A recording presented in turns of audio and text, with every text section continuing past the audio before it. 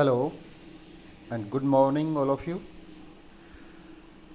आज की जो क्विज प्रतियोगिता है उसमें 8वीं कक्षा के जो प्रश्न पूछे गए हैं वो प्रश्न 7वें अध्याय घन और घनमूल में से हैं।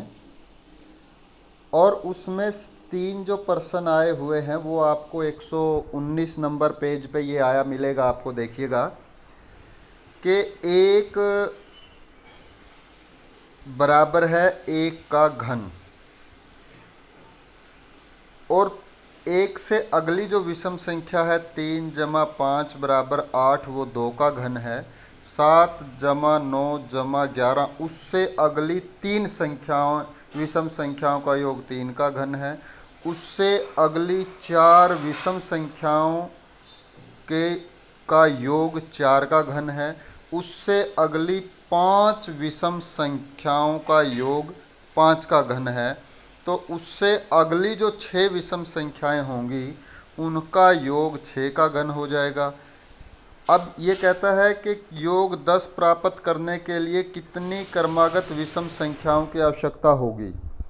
तो 10 का घन प्राप्त करने के लिए क्रमागत मतलब लगातार की 10 विषम संख्याओं के योग की आवश्यकता होगी। तो इस तरह के 3 प्रश्न पूछे गए हैं। आप इसको अच्छे से पढ़ लेंगे और समझ लेंगे तो वो तीनों प्रश्न आपके एकदम से सही हो जाएंगे। अगला जो प्रयास कीजिए है, और प्रयास कीजिए में आप ये देखें कि निम्नलिखित प्रतिरूप को देखिए। 2 का घन जो है ये -3 का घन, इसमें आया हुआ 1 + 2 × 1 × 3। 3 का घन घटा में 2 का घन बराबर 1 + 3 × 2 × 3। 4 का घन है और घटा में 3 का घन है बराबर 1 + 4 × 3 × 3। इसमें आप देखें 2 चीज़ें तो फिक्स हैं। पहले सब में 1 लिखना है, उसके बाद जमा का निशान लगाना है। फिर आपने जो 2 लगातार की संख्याओं आपको दी हुई हैं जिनके घनों का अंतर आपने निकालना, उनकी गुणा करनी है। जैसे 4 का घन -3 के घन में आया हुआ है 4 × 3।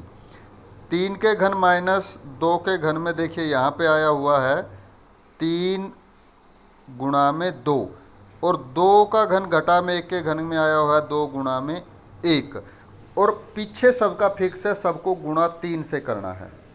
अब पहले में आया है, पहले इनकी तीनों की गुणा करेंगे। 2 × 1 × 3, 3 दूनी 6 कम 6, फिर उसमें 1 जोड़ेंगे 7। अगले इसमें 3 दूनी 6 तिये 18, 18 में फिर 1 जोड़ेंगे 19। तो गुणा पहले करेंगे। गुणा किसकी करेंगे? जो दी गई 2 लगातार की संख्या है उन दोनों की गुणा करेंगे, फिर उसको 3 से गुणा करेंगे और फिर उसमें 1 जोड़ देंगे। तो इस तरह का भी एक सवाल जो प्रतियोगिता है उसमें पूछा गया है। आप इसको पढ़ लेंगे, थोड़ा सा समझ लेंगे तो वो बहुत अच्छे से आप उसको कर पाएंगे। और एक सवाल प्रश्नावली में से दिया हुआ है कि कौन से जो इसमें संख्या है उसके अभाज्य गुणनखंड दिए गए हैं, इनमें कौन सी पूर्ण घन संख्या नहीं है।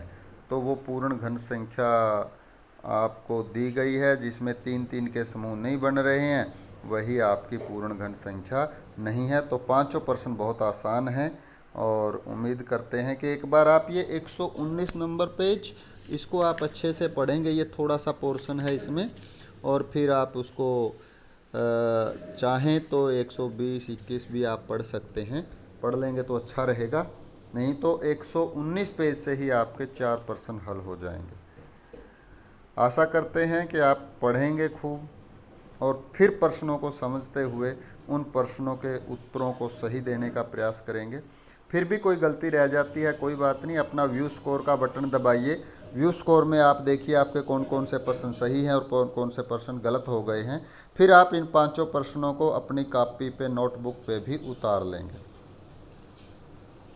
आप घर पर रहिए, सुरक्षित रहिए, खूब पढ़िए, खूब खेलिए, खूब खाइए, खूब पिए, खूब सोइए और अपने स्वास्थ्य को बनाए रखिए।